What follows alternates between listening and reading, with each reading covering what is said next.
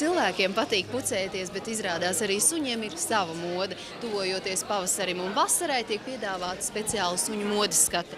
Šis ir Džero un tas ir Bosiks, un šiem diviem lieliem suņiem pilnīgi droši mode nav vajadzīga, jo viņi paši par sevi ir modes diktētāji, vai ne? Jo.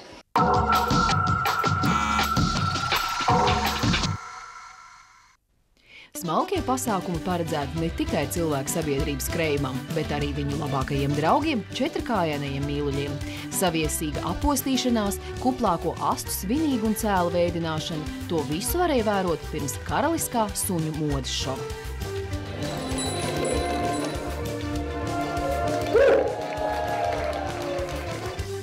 Mani sauc Elena Kasarčuk, bet jaunkundze sauc Ultra.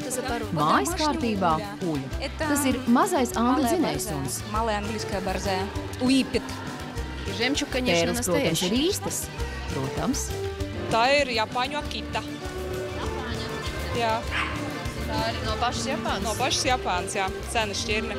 Šitie ir tie modes suņi, dikti modīgie, kurus... Viņai ir apģērbīgi. Bet kā audzētāji mēs ar to neaizraujamies. Mums ir primārais izskats, un, lai mēs būtu skaisti un veselīgi.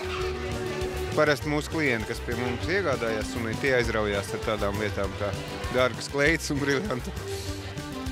Suņu apģērbu un aksesuāru dizaineris Tatjanas Felsbergas jaunāko kolekciju ar pretenziju uz aristokrātismu, suņu balli Vindzoras pilī, demonstrē pārsvarā dišciltīgi, bet maza izmēra modeļi. Kā jau smalkām radībām, attieksmi pret modi varēja izteikt demonstrējot tērpus, bet to pavadītājiem atlika vienu komentāru. Mums ar tērpiem vispār ir kā tā ļoti grūti, jo ģērbties mums īpaši nepatīk. Un arī, kas mums pašiem mājās radīja dizaineru veidot tērpu, tad pēdējā reize beidzās tā, ka dizainers tika sakosts. Un tad šodien bija dizainers pie mums ciemos un tā atcerējās un tā skatās uz viņu, tā skatās.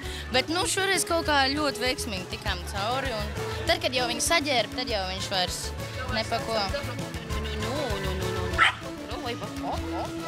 Pūciņai patīk drēbes, bet es domāju, ka ļoti liels satraukums, protams, ir tas, ka tomēr ir daudz suņi un nekad viņa tik daudz suņus vienu vietu nav redzējusi. Un jebkuram, izņemot, protams, izstādes suņiem, es domāju, ka jebkuram normālam sunītam, jā, tas ir aksesuārs, kurš īsti negribās viņu likt uz galvas.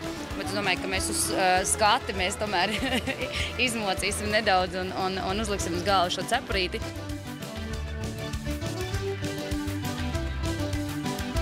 Lai nu kā, bet sugas lielākajiem brāļiem un māsām atlika vien noskatīties šova gaitā ar atturīgu un cēlu attieksmi, izrādot labas uzvedības manieres.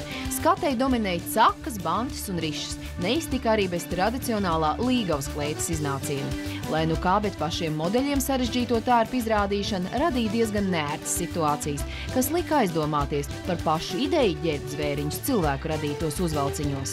Ja vēl cilvēkiem šādi ir piedodami ieterpties zvēra ādā, tad mūsu četrkājainos draugus labāk tomēr nemocīt samta kleitās un zīda biksēs.